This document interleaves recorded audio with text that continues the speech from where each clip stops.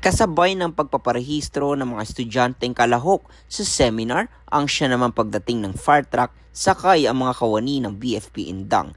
Hudyat ng pagsisimula ng huling araw ng fire prevention seminar at workshop. Inumpisa ng programa sa pagbabahagi ng mga mahalagang paalala ukol sa paggamit ng fire extinguisher at ng demonstration patungkol sa tamang paraan ng rescue at emergency transfer. Ipinaliwanag naman ni FO1 Patrick Paulo Angat ang kahalagahan ng mga fire prevention seminar na kagaya nito.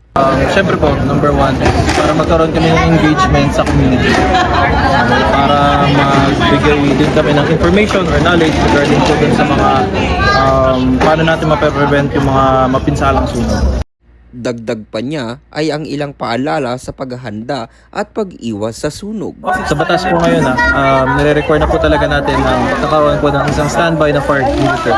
So since kanina nga po sa lecture natin, tinuro po namin how to use the fire extinguisher, which is yung PFAS po. Twist the pin, pull the pin, aim at the base of the fire, squeeze the lever, and sweep from side to side. So with that info po or yung basic knowledge na yun, mas madali na po nating magagamit yung fire extinguisher and mape-prevent na po natin yung mga destructive fires. Samantala, hindi naman nagpauli ang mga kabsuhenyo at talagang game na nakiisa sa mga inihandang activities ng BFP Indang. Gaya na lamang ng stop, drop and roll, fire drill, proper fire extinguishment o ang paunang pag-apula sa sunog at maging sa CPR demonstration. Baka sa mukha ng mga dumalo ang saya sa nasabing seminar at workshop. Sunog, wala ka rito!